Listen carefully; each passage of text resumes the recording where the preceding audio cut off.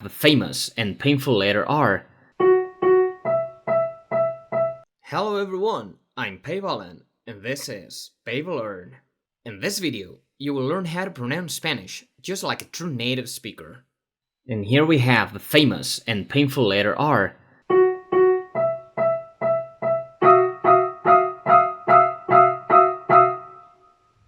And you will see, this is not that complicated. First of all, we have the sound R in pero, but, or abril, April, pero, abril.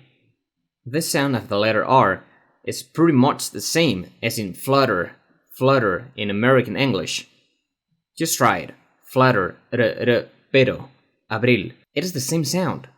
And we have this sound between vowels or after P, B, T, D, C, and G. Okay? Otherwise, we have the double R sound, like in perro or alrededor. Perro, dog, alrededor, around. Perro, dog, alrededor, around. And this is probably the most complicated sound in Spanish, the double R, r, r. To pronounce it correctly, just try to hold the sound r, r, r, that we have seen before. R, r, r. Try to hold it. R, r, r, r. You will inevitably end up saying r, because it is impossible to hold the sound r, r, r, r.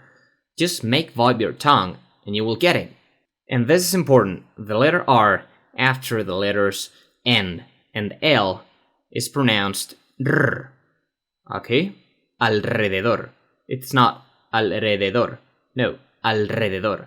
The letter R after the letters L or N. It's also r. Alrededor. And also, we have the letter R at the end of a word, which is a barely audible sound.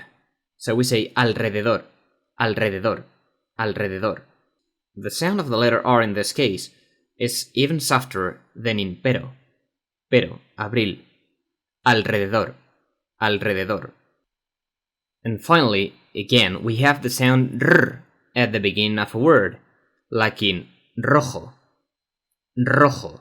In English, red. Now the letter S. No difficulty at all. Paso, paso. Stamp, stamp, paso. The same sound. The letter T. Te in Spanish, te. Without any aspiration. That's the difference. So I say tengo. It's not tengo, tengo, no. Tengo. No aspiration at all. Tengo, which in English means I have or I have got. Now the letter U, in Spanish, U, like in una, una. Brand your mouth to pronounce it. U, u. Just put your mouth as mine. U, u. In English, A, N, related to the feminine gender. And again, if the letter U is within a stretched syllable, it could have an accent on top of it, depending on the grammatical rules. For example, in igloo, igloo. In English, igloo. Now the letter V. In this case, its pronunciation is just the same as for the letter B that we saw before. So if you forgot how it worked, just click on the tab above to remember it. So we have ver at the beginning of a word, ver, to see, and ave, ave. It is much softer when it's in the middle of a word or sentence. Just the same as for the letter B. Now the letter W. This letter is not much used in Spanish, but just for important words such as software, software. In Spanish we say software, so the sound is the same as in English. Software, what.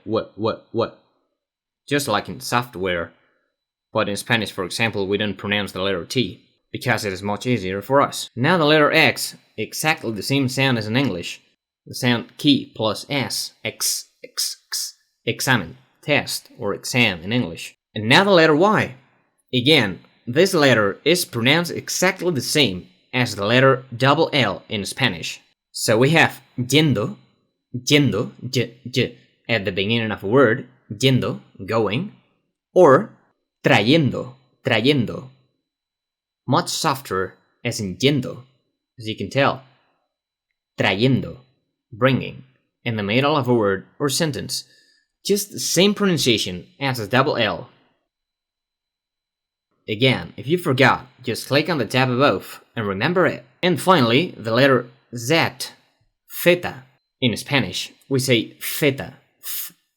It's just like the sound TH in words such as thought or think. Just put your tongue between your teeth.